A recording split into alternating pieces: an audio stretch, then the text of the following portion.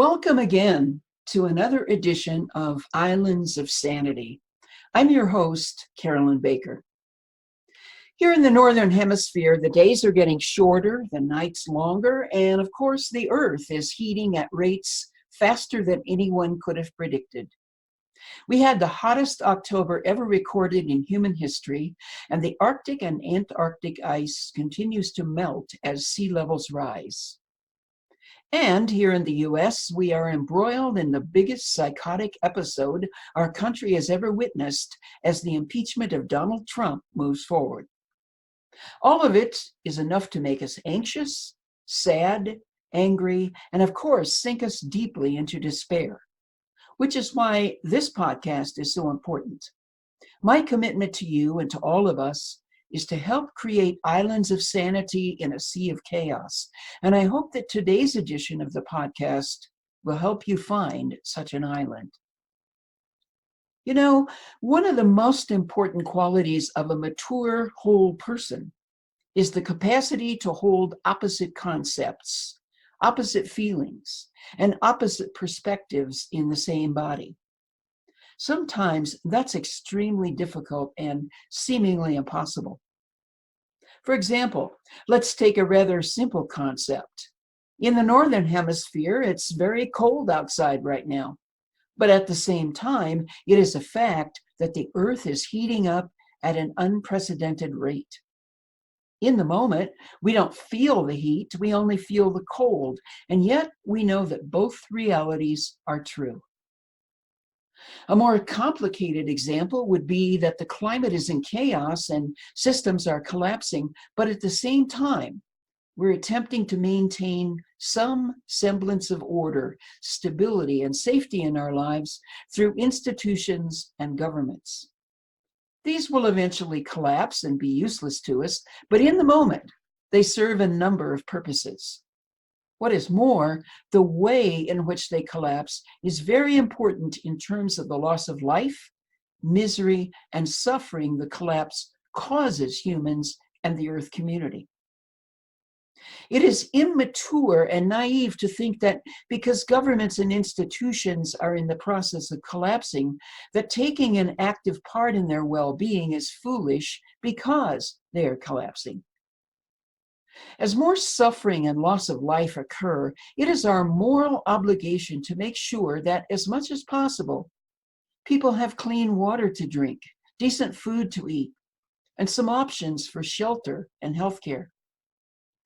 Also, it is important that people have emotional support as staggering losses occur, if not actual mental health care, or at the very least, places where they can go and be heard and protected and validated emotionally. Like all nations in the first world, the United States and its institutions are in the process of collapsing. The ideals of our Constitution, the notions that human beings are created equal, that democracy and human rights and the rule of law are the core values of our government, these notions have not applied uniformly to everyone since the very beginning of our government. Most of the white founders of our government owned slaves. Women were not allowed to vote, and very early on, the rich and powerful had a louder voice in running the government than the common person. So yes, the United States was founded in hypocrisy and has continued to function in hypocrisy from the beginning to this day. And, I would argue, some shreds of democracy still exist as a result of the sacrifices and struggles of civil rights activists, suffragettes, LGBTQ activists, labor organizers, and protesters who sacrificed everything, sometimes their lives, in order to compel the powers that be to function according to the core values embraced in the Constitution.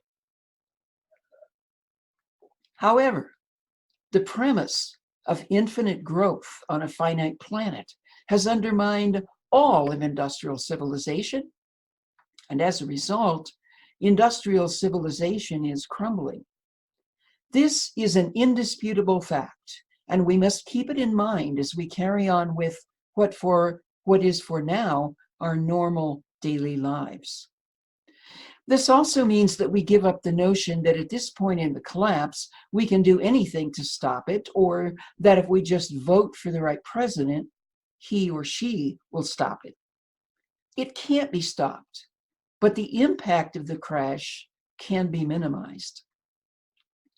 Industrial civilization and the notion of infinite growth on a finite planet has not only polluted and ravaged the Earth community, but it has corroded the moral fiber of humans on this planet and caused many people in power to lose any semblance of a moral compass.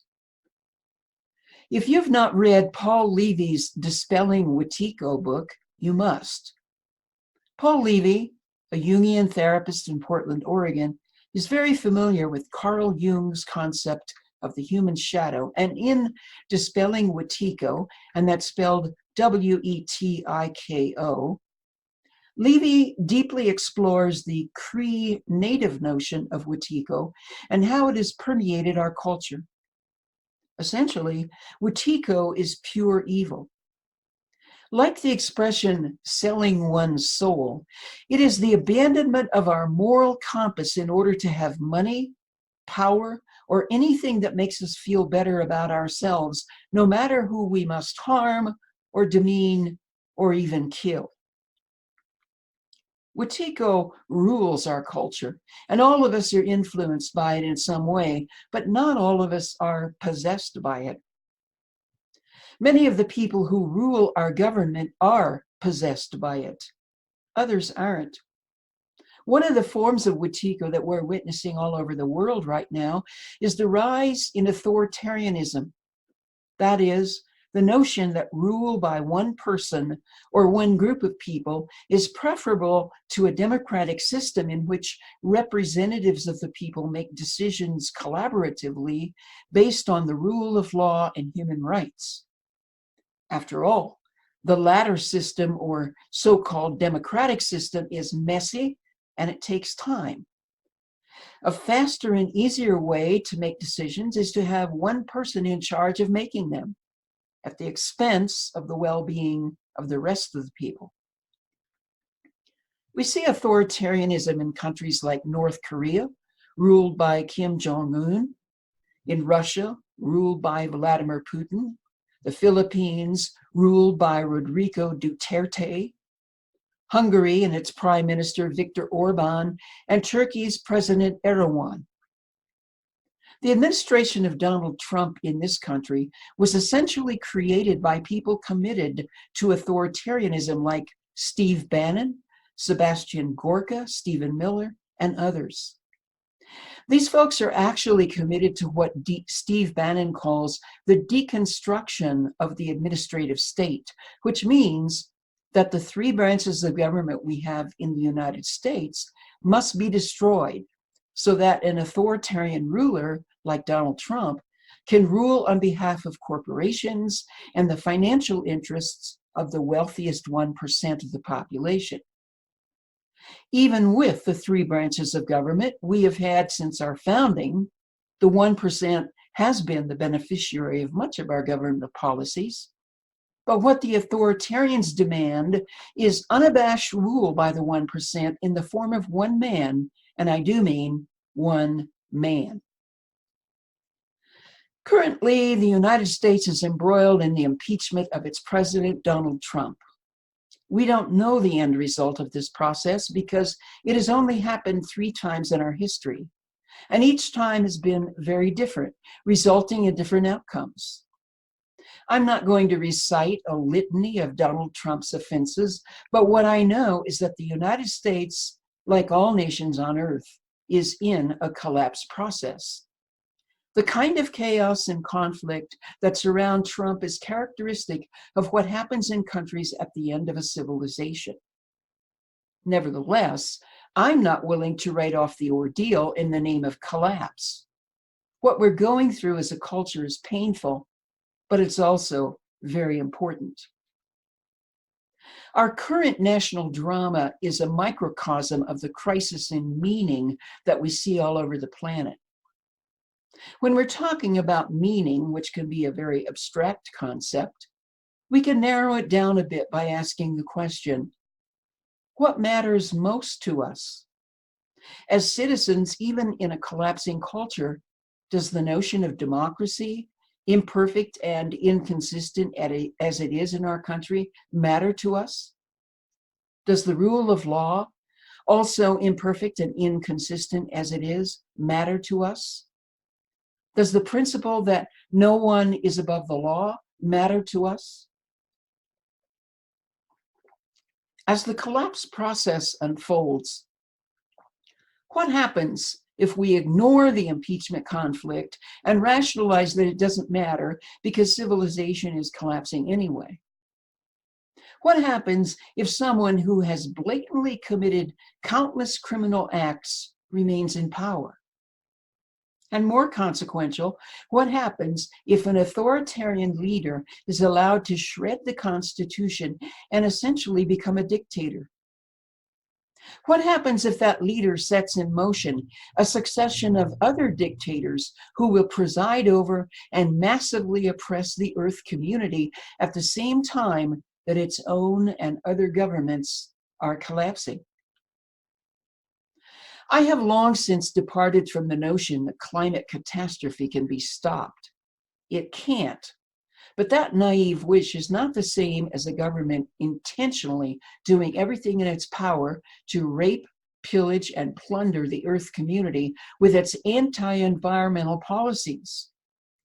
The dire consequences of climate catastrophe could be slowed down and lessened if they were not being guaranteed by the policies of the Trump administration and other administrations around the world.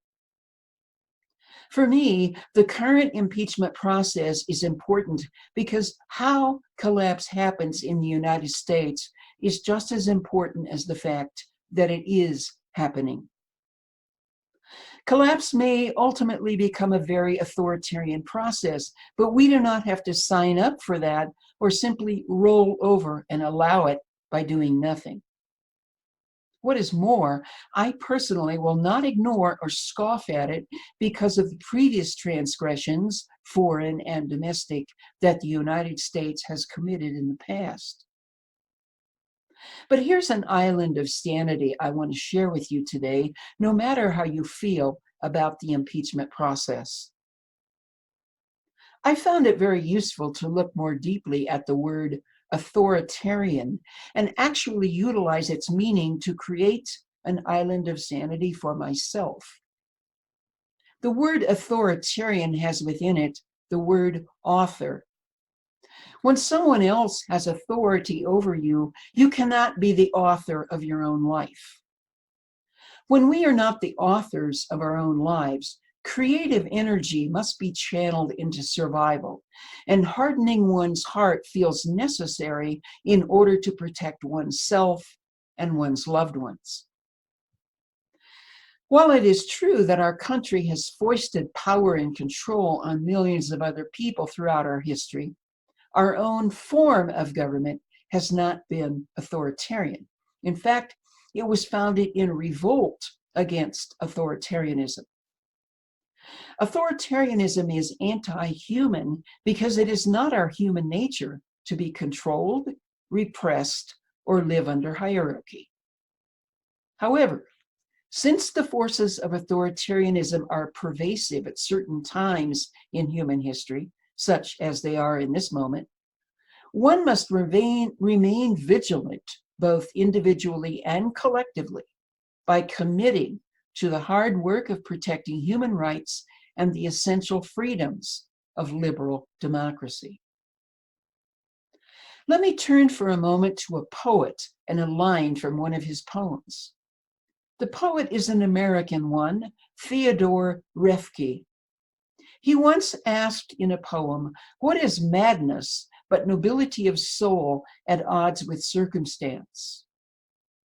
Roethke was bipolar and struggled with episodes of the disease throughout his life. As mentally ill people often do, Roethke felt at odds with society, but he never lost sight of the nobility of his own soul. That nobility, it seems, helped him persevere. And I would argue that the most pernicious aspect of authoritarianism is that it seeks to rob us of our nobility of soul. As a result, we stop being the authors of our own lives and consent to let someone or something else become the author of our lives. In the 1930s, the German people consented to let fascism become the author of their lives. In the Soviet Union, the Russian people consented to let communism become the author of their lives.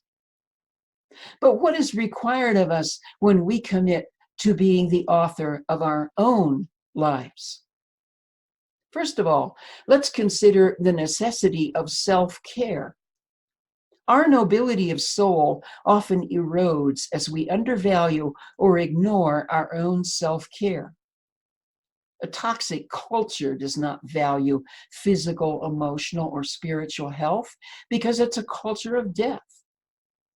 In that milieu, our health, quote unquote, either becomes equated with status, usefulness, sexual attraction, and control, or it becomes yet another avenue for cultivating and feeding narcissism.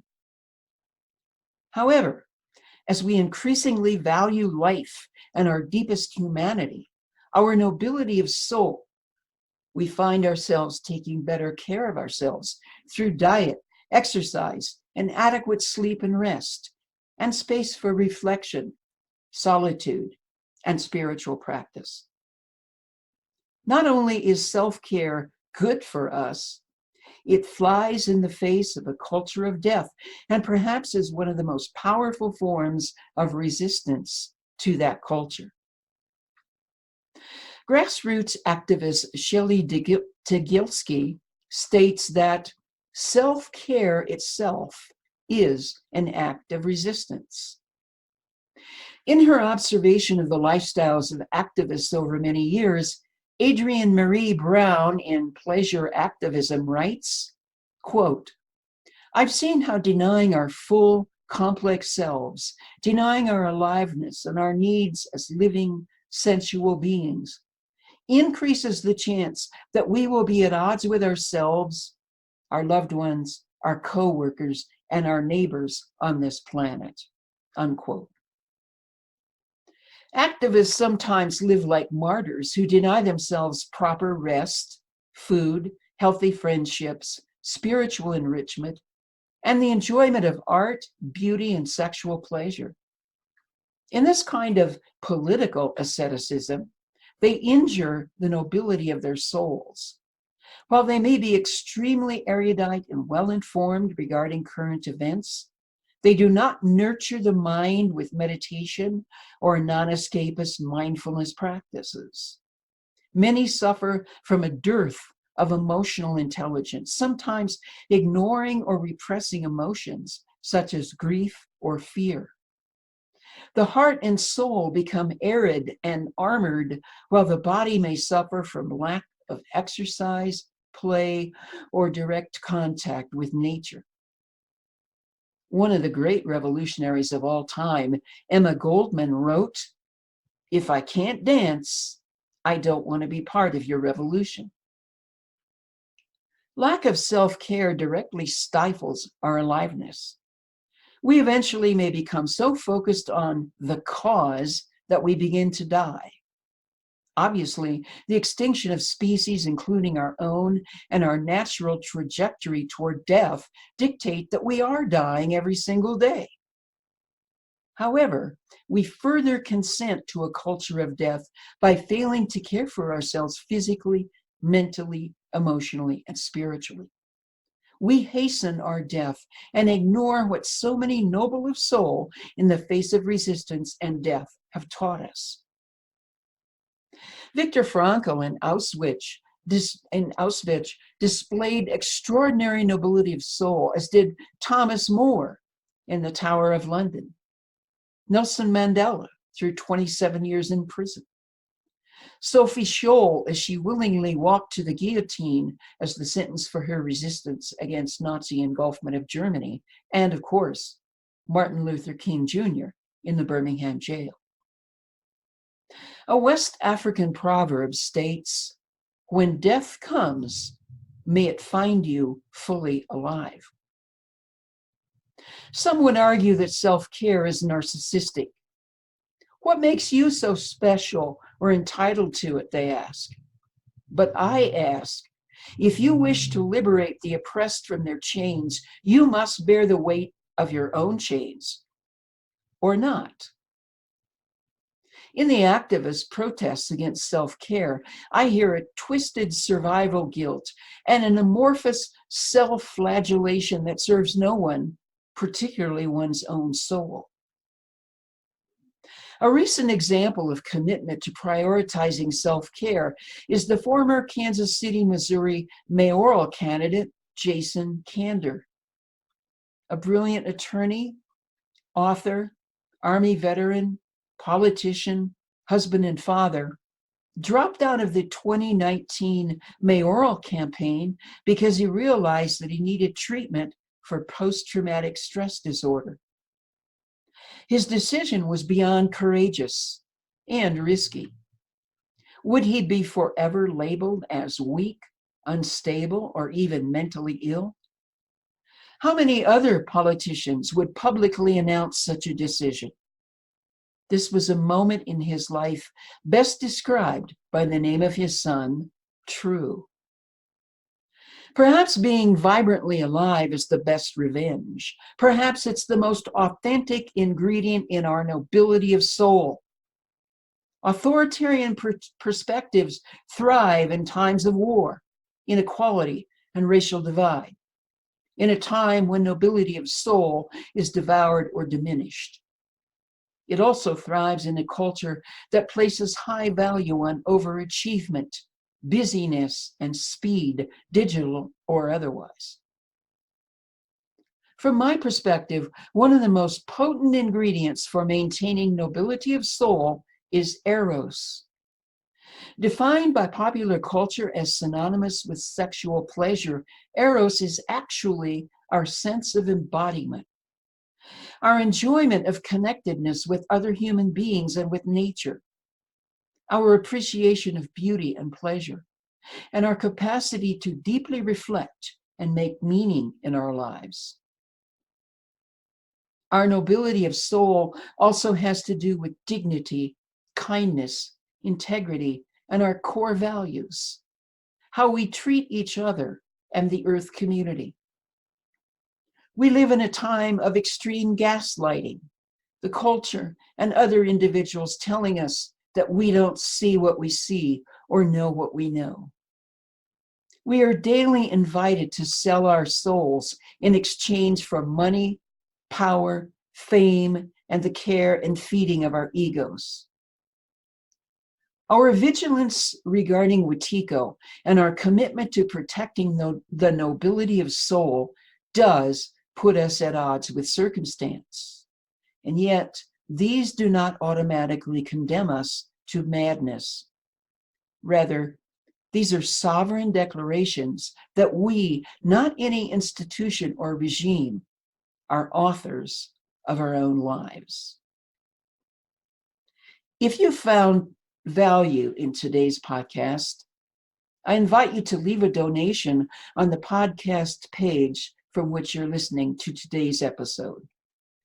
Consider also becoming a subscriber to my daily news digest, now in its 11th year of publication, which I bring to you 7 days a week unless I'm ill or traveling, bringing you the latest news on the economy, the environment, world news, culture, and a section not found in other news reports, an inspiration section to motivate and inspire you as you hold the global crisis and your own resilience and nobility of soul in the same body.